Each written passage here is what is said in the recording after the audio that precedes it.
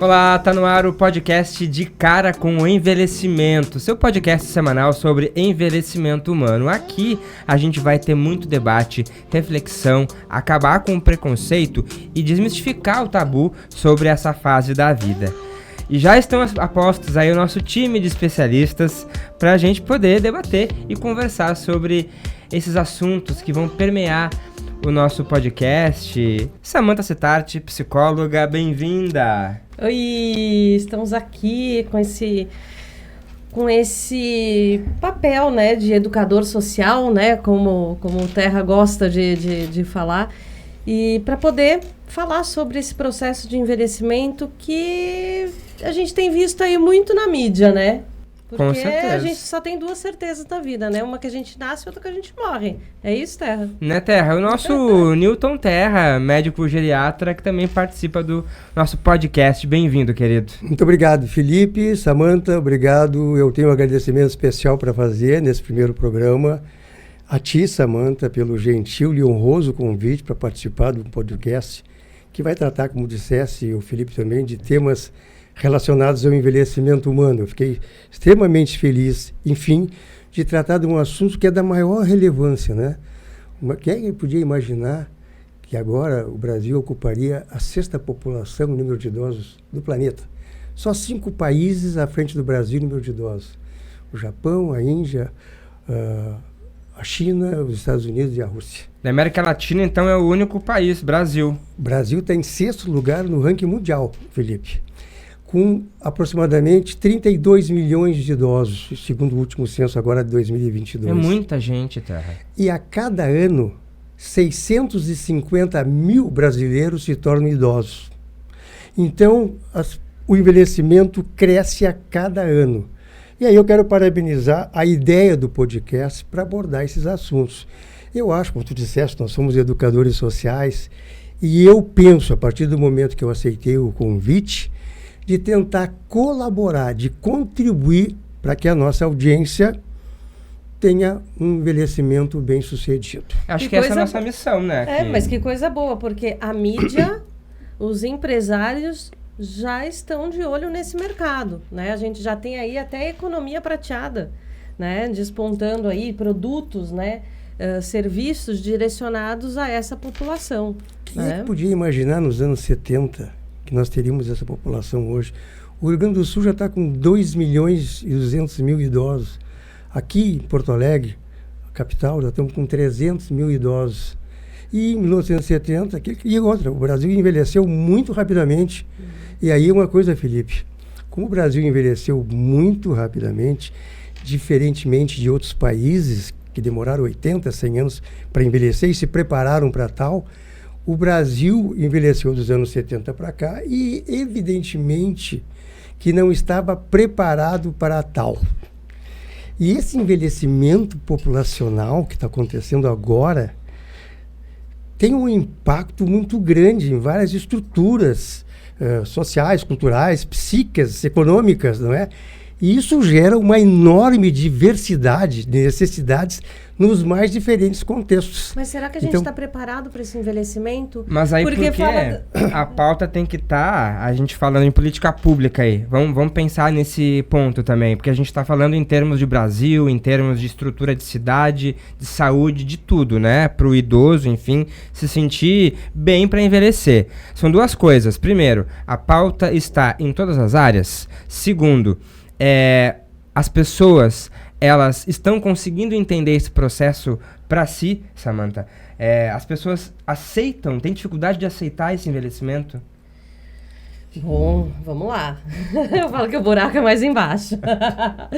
Mas assim, cada pessoa, ela recebe esse processo de envelhecimento de uma forma. Se você tem dentro da tua família, né, pessoas que sofreram, né, com o processo de envelhecimento, às vezes uma doença que abrevia esse processo de envelhecimento, a pessoa vai encarar de uma forma, né?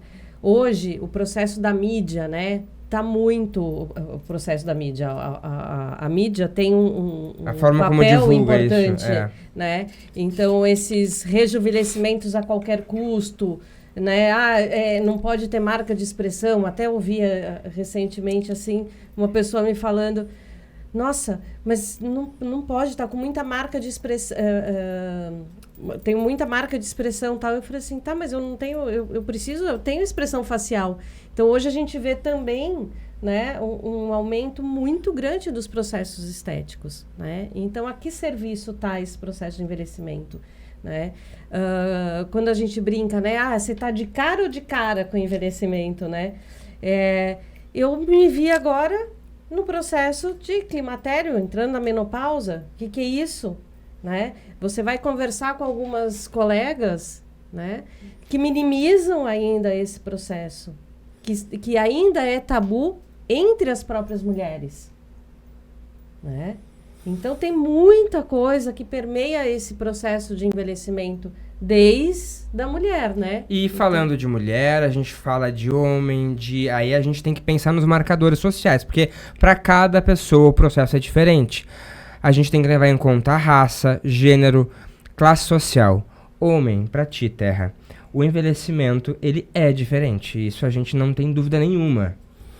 Perfeito. Por quê? Não é porque eu sou da área. Eu há muito tempo que venho me preparando. E respondendo a pergunta, o comentário que tu fizesse, genericamente falando, as pessoas têm medo de envelhecer. Temem o envelhecimento. E uma frase dita em 1740, por um escritor irlandês, eu acho que retrata bem o que eu vou dizer, e a audiência pode ou não concordar comigo. Todo mundo quer ter vida longa. Ninguém quer ficar velho. Mas por que ninguém? Por que as pessoas temem essa fase da vida? Elas temem essa fase da vida porque elas associam com perda da autonomia, com perda da independência e com doenças. E não é assim. Quem disse que é assim? As pessoas, às vezes, para elas, a grande maioria, evidente que tem exceções, a vida chega ao fim. Eles perdem a vitalidade, resignação amargurada, não sirvo mais para nada. Eu estou esperando a morte chegar. Uma das mais belas oportunidades para o crescimento e a evolução humana ficam perdidas, porque essas pessoas não sabem que o processo de envelhecimento é um grande desafio para o amadurecimento. Desde que, eu já vou me adiantando, essas pessoas evitem aquela visão estreita e fatalista de pautarem as suas vidas pela idade cronológica. Eita. Felipe, esses 60 anos... Vamos deixar claro para quem está nos acompanhando. Hoje no Brasil, que idade é considerado já um idoso? 60 anos. O indivíduo... Quem é que disse isso? A Organização Mundial de Saúde, nos anos 80, por critérios socioeconômicos. E para nós, do ponto de vista prático, isso não tem importância alguma. Essa idade cronológica de 60 ou mais só tem um sentido legal e social. E eu dizia que esse temor é para... Claro, uma das maneiras de evitar é não ter essa visão que eu disse estreita e fatalista de agir de acordo com o calendário, com a carteira de identidade. As pessoas em processo de envelhecimento devem ter em mente que a gerontologia moderna descobriu outras idades, novas idades, e estas novas idades é que devem pautar nossas vidas. Por exemplo, a idade biológica, a idade física do indivíduo, a idade filosófica, a idade psicológica, a idade social.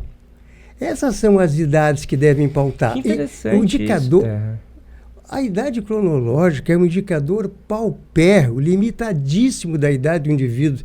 Eu ficaria muito feliz no primeiro programa, claro, Samantha, que tu disseste que educadores sociais, o grande sonho que nós temos é de modificar comportamentos. E nós estamos aqui para colaborar nesse programa, que eu achei excelente, não é? A ideia do programa, para tentar colaborar para um envelhecimento com qualidade. Que as pessoas vivam melhor. E se eu saio hoje de um programa, não é? Sabendo que as pessoas refletiram, né? Porque é muito comum, Felipe, eu já estou com 70, já estou com 80, eu já estou com 90. Mas onde é que está escrito isso? Onde é que tá? E isso é limitante, né, Samantha? Mas é que o Terra tinha falado do medo de envelhecer e eu quero deixar claro que o medo excessivo de envelhecer, quando a pessoa tem esse medo excessivo de envelhecer, é classificado como gerontofobia, né? Então, a pessoa, assim, ela não consegue nem cogitar, se imaginar mais velha, né? Então, isso causa processo de ansiedade, esse excesso de procedimento estético, essa busca... Fugindo disso. Então, e isso, assim, tem que procurar auxílio psiquiátrico, psicológico, o quanto antes, né? Então... A saúde mental, porque eu fico pensando, Terra, uma coisa que tu falou antes de passar para ti, e eu queria ouvir a Samantha antes também um pouquinho, porque tu falaste sobre as questões de perda de autonomia. Gente, naturalmente, por óbvio, a gente vai envelhecendo, o nosso corpo biologicamente vai perdendo força, limitações que acontecem que não tem como controlar. Mas a gente pode melhorar a nossa relação com isso, como sentir menos dor, como a cidade pode nos ajudar a se locomover melhor diante essas dores, enfim, exercício físico está aí para isso. Mas, Samantha, a gente pode dizer que a gente está envelhecendo desde que momento? Tem uma discussão aí, até teórica, sobre isso. Tem uma discussão teórica, né? Estamos envelhecendo desde que nascemos ou depois dos 30, Terra? Depois dos 20. O processo de... Se tu me permitires, Felipe... Por favor. Até é bom, assim, fica mais didática. O que é o envelhecimento? As pessoas sabem, né? A pessoa está idosa, a gente sabe olhar alguém e dizer que é idoso. Mas o que é o envelhecimento? E aí eu acho que eu vou elucidar a tua dúvida, não é? Ou, vamos dizer assim... tornar isso um debate. Olha o idadismo. Eu tô olhando só porque tem cabelo branco, vai virar que eu tô o envelhecimento, como não está dizendo... É verdade, ó, a Samantha provocando aí. Já tô provocando. O cabelo branco é um indício, mais ou menos, né? Como que ele já sabe que a pessoa já se senta mais, ainda mais num processo de hoje, no estica-puxa? Por isso que mudaram aquele logotipo, inclusive, do idoso, não é mais com a bengalinha. O lado do sinal lá da... Desde 2019 foi mudado o... Pictograma, o nome daquilo. Pictograma, que era o idoso de bengala com a mão nas costas. Isso é um absurdo. Sim. Essas coisas, e hoje é uma pessoa, pelo menos, reta, andando 60 a mais. Felipe, que é um limitador, o 60 a mais. Não, quando eu digo assim, que a pessoa sabe, né? De repente eu pego uma fotografia de uma pessoa de 60 anos e uma de 10, eu já sei quem é que está mais envelhecido. Evidente. Mas assim, ó, Felipe, é um processo, é um contínuo. Dinâmico, progressivo, irreversível, gravem bem essa palavra, irreversível, forte, universal, todo mundo está envelhecendo, que guarda pouquíssima relação com a idade cronológica, extremamente heterogêneo, que varia de órgão para órgão e varia de indivíduo para indivíduo. Cada órgão do corpo envelhece em tempos diferentes? Sim, tempos diferentes. Sim. Eu posso ter um envelhecimento, por exemplo, cutâneo acentuadíssimo, em compensação o meu sistema osteomuscular é maravilhoso. Eu posso ter um sistema, enfim, um envelhecimento acentuado do meu aparelho digestivo e não ter, por exemplo... Isso é genético, Terra? Não, vai depender dos fatores sociais, ambientais. Até podemos chegar lá. Tem um fator genético, sim, em torno de 25%. Os outros 75% depende de nós. Depois vamos conversar sobre isso. 25% depende da genética, ok? Os outros 75% depende do estilo de vida e do ambiente. E dá para dizer, Samantha, que tendo uma boa educação emocional e mental ajuda nesse processo também. Com certeza, para mim é o primeiro. Até tem uma citação de um filósofo sueco, Henri Hamel, que ele fala que o envelhecer é a obra-prima da sanidade. Eu não terminei, Felipe, eu estava dizendo, por definição, o que é o envelhecimento, eu cheguei que ele variava de órgão para órgão, eu te perguntasse os órgãos variam. Sim, de indivíduo para indivíduo, gêmeos univitelinos envelhecem diferente, e esse processo começa em torno da segunda década da vida. Essas alterações morfológicas, fisiológicas, bioquímicas, enzimáticas que caracterizam esse processo começam na segunda década da vida. E aí, com o passar dos anos, enfim, evidentemente que essas alterações todas vão alterando a vulnerabilidade do indivíduo. E essa vulnerabilidade é que vai causar doença e essas doenças que vão matá-lo. Essa é a definição de envelhecimento. Por que eu estou falando isso? Porque ninguém morre de velho. A gente morre de doenças, por doenças. Ninguém morre do envelhecimento. Mas ninguém é o sonho da sociedade, né? Ah, quero morrer de velhinho. Dizem as isso, pessoas né? dizem, mas na realidade são raríssimos os casos em que não se detecta uma causa, uma doença. Por isso que existe... Mas ninguém quer morrer de doença também, óbvio, né? Ninguém quer o quê? Ninguém quer morrer por doença. O sonho é morrer dormindo, sim, o coração parou de bater. Sim. Não, eu tenho histórico familiar, então o meu processo de envelhecimento é até um pouquinho melhor. Mas eu acho que é um processo também, falando, né, do processo de envelhecimento, as questões emocionais, eu sempre tenho que puxar para o meu assado também, né? Que todas essas questões de ansiedade, de ambiente, de modificação, né, do ambiente, de modificação de estilo de vida, isso tudo a gente trabalha neste processo de autoconhecimento que a terapia pode ajudar. Então, quando você conhece qual que é as suas limitações, quais são os seus medos no envelhecimento, né? O porquê que você tá despertando esse medo, né? Será que... às vezes o grupo que a gente está, por isso eu me lembrei agora, né, falando do grupo que a gente está inserido, de repente você está num grupo onde todo mundo faz cirurgia plástica e você não quer fazer cirurgia plástica. Então, para você bancar isso, né, dentro desse grupo, você precisa estar egoicamente fortalecido, você precisa estar com a autoestima legal, você precisa saber falar não, né? Para falar não até para essa inserção de mídia que a gente tem, né?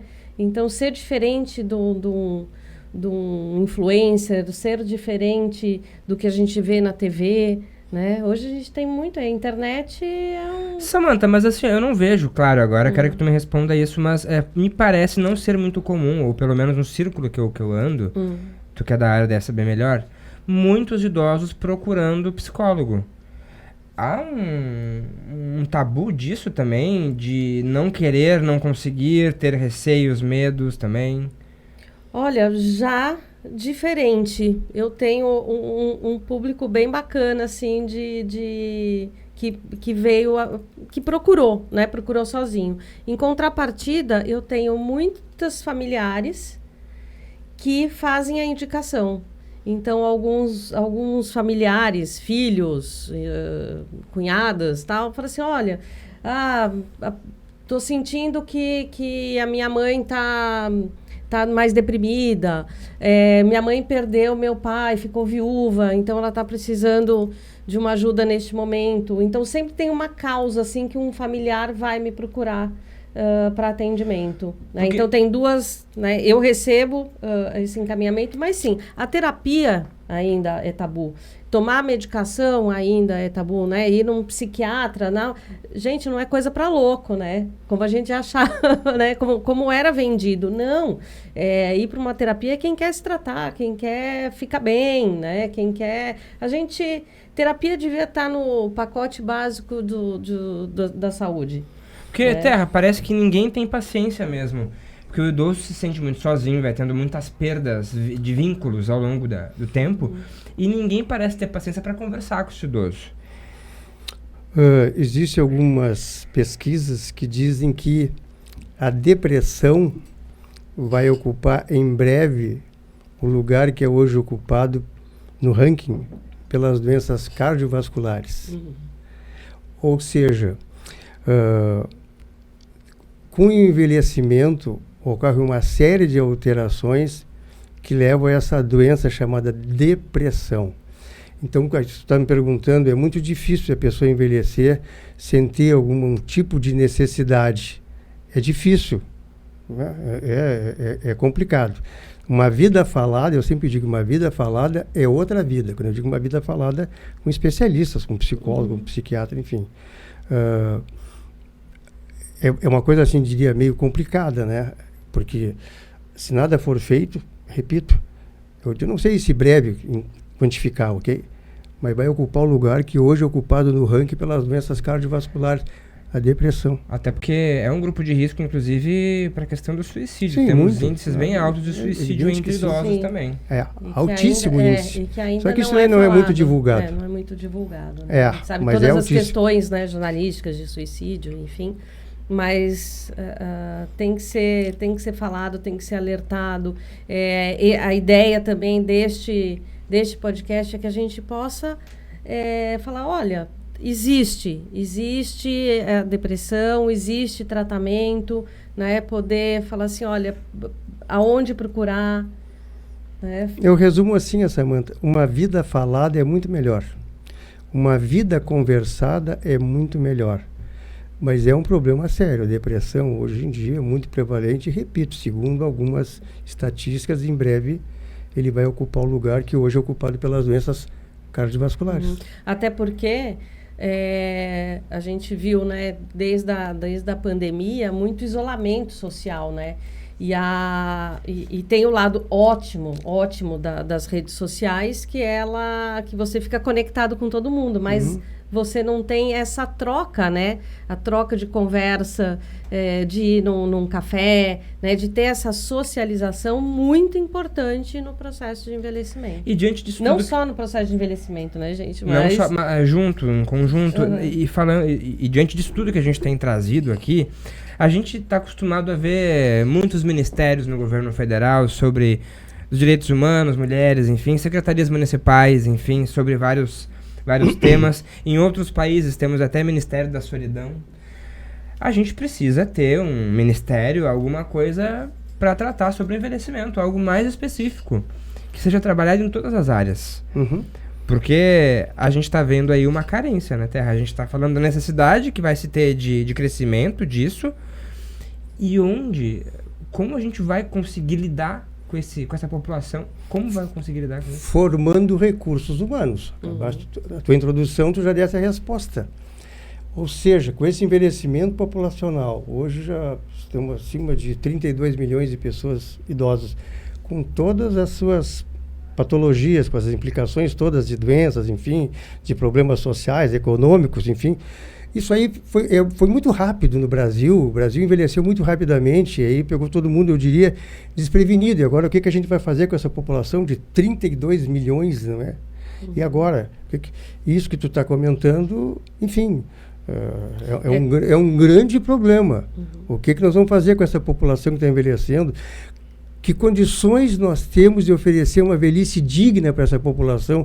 Tudo isso precisa de resposta. Né? Porque a impressão que dá é de que aí, como não há onde esse idoso conseguir se movimentar, parece assim, não é para se movimentar, é para ficar em casa, trancado, sem ter acesso ao consumo, à vida social, e aí fica difícil dele também se sentir inserido nesse ambiente. Sim, ainda tem alguns grupos, assim,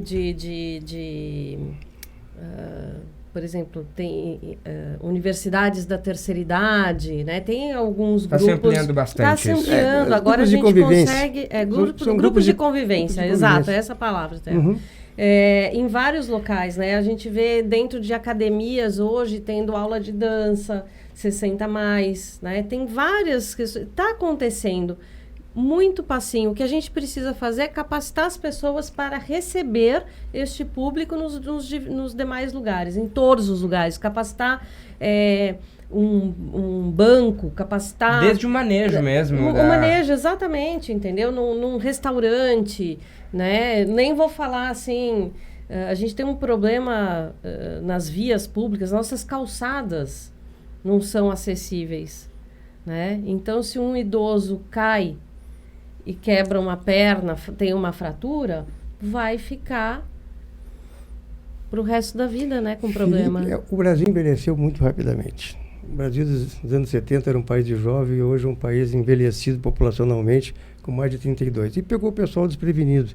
Então, nós precisamos de políticas públicas adequadas para essa população. Óbvio, precisamos de políticas públicas. E aí vem essa parte de acessibilidade que estás falando, a parte de assistência. Há pouco tempo eu recebi uma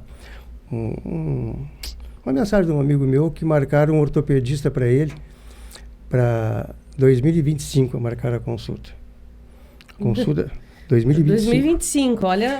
Ou seja, nós não estávamos preparados para 32 milhões de pessoas idosas nesse país. E agora o que fazer com essa população? Então agora que estão começando, assim como está dizendo, não tem acessibilidade adequada, não tem transporte adequado. Assistência médica eu não vou nem falar. O tempo de espera para uma cirurgia, para uma consulta. Aposentadoria. A aposentadoria. Isso que entra dentro desse planejamento de envelhecimento, né? Então, assim, foi muito rápido. Então, agora que as pessoas estão começando, quer dizer, dos anos 70 para cá, né? Já estão começando a pensar o envelhecimento no país. Agora já tem as políticas públicas que fogem um pouquinho, assim, da minha atividade como geriatra ou da Samantha como psicólogo, ok? Então, assim, mas é evidente que nós precisamos das políticas públicas. Aqui, na cidade onde eu resido, que é Porto Alegre, se não me falha a memória, tem 2 centros-dias, 2. E a população de Porto Alegre já está em torno de 300 mil habitantes, 300 mil idosos. Muito aquém. Não tem ainda, não se pensa nisso. Não tem um centro-dia mantido pelo governo, pouquíssimos, assim como instituições de longa permanência. Onde é que eu vou colocar o meu idoso? Mas a gente fala da qualificação profissional, né, Terra? Porque, assim, dentro das universidades, mesmo na psicologia, não se falava tanto do processo de envelhecimento. Tinha, assim, uma disciplina muito... nem um semestre, eu acho, que da disciplina de envelhecimento humano, né? Enquanto a gente fica, lógico, né? Todo o processo da infância, da adolescência, adulto maduro, 50 a mais, quer dizer, eu estudo até os 50 e a outra década. Né? Estou falando não só nessa, estou falando em todas as universidades. Tem que ter profissionais qualificados que trabalham de fato na área, que têm experiência com esse público para capacitar outros profissionais. A gente está vendo aí... A gente tem assunto para muito podcast. Que é inevitável, você que está nos assistindo, nos ouvindo. A gente está de cara com o envelhecimento... Desde os 20 anos, depois dos 20 anos ali, desde a segunda década. Você tá de cara, Tô de cara, tô de frente. Mas não tô bravo, não tô fulo. Acho que ninguém tá aqui. A gente tá... É inevitável que a gente esteja de cara. Mas aí a gente pode escolher como ficar de cara com esse envelhecimento. E a ideia do programa é esse. É a gente poder levar pra vocês aí, melhorar essa forma de estar de cara com esse envelhecimento. Porque dá pra ficar de cara de forma... um pouco melhor do que você está vivendo aí e entendendo que o envelhecimento é esse processo natural que aí não faz sentido, né, Terra, ter esses medos irreversível que você disse, né? O processo é irreversível. Agora a gente não precisa temer, não é? Esse temor pela velhice pode ser modificado. Eu sempre digo assim, uma das mais belas oportunidades que as pessoas têm, não é? No seu desenvolvimento, enfim, na sua... E a gente trabalha essa questão do envelhecimento, assim, quando o paciente até chega, assim, olha, fecha os olhos, imagina como né, o teu processo de envelhecimento, né? Eu faço todo um trabalho, assim, da imaginação. Eu falo que quando eu fecho os olhos, assim, eu lembro dos meus avós, né? Então, tem uma coisa de afeição, tem uma coisa, eu achava, né? Eu lembro do braço da minha avó geladinho e tal. Então, tem algumas recordações, lembranças boas. Isso também vai predizer do teu envelhecimento. Eu não sei te dizer hoje quantas faculdades de medicina tem no Brasil e eu não sei quantas oferecem no currículo uma disciplina de geriatria. Não sei te responder isso.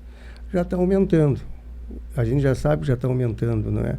Eu não sei quantas faculdades, de medicina que tem no currículo, em caráter obrigatório, alguma disciplina que trate do envelhecimento. Mas está começando. O Brasil, até bem pouco tempo, era um país de jovens, acabei de dizer, nos anos 70, e agora é um país já envelhecido populacionalmente, porque quando a gente considera um país envelhecido, quanto mais de 7% da sua população é idosa. Que a gente possa, então, contribuir um pouquinho aí, seja uma semente aí para governos, enfim, para quem poder nos acompanhar. Então, divulguem, gente, o nosso De Cara com Envelhecimento, que hoje tá chegando ao fim, nosso primeiro episódio. A gente convida você a seguir nos acompanhando pelas redes sociais, no @decarapod. Vai ter conteúdo, vai ter mais episódio. Muito obrigado pela audiência. Terra, até a próxima, viu? Até a próxima, muito obrigado. Um abraço a todos. Obrigado, Samantha. Obrigada. E saber envelhecer é a obra-prima da sanidade. Não esqueçamos disso. Tchau, gente. Até mais.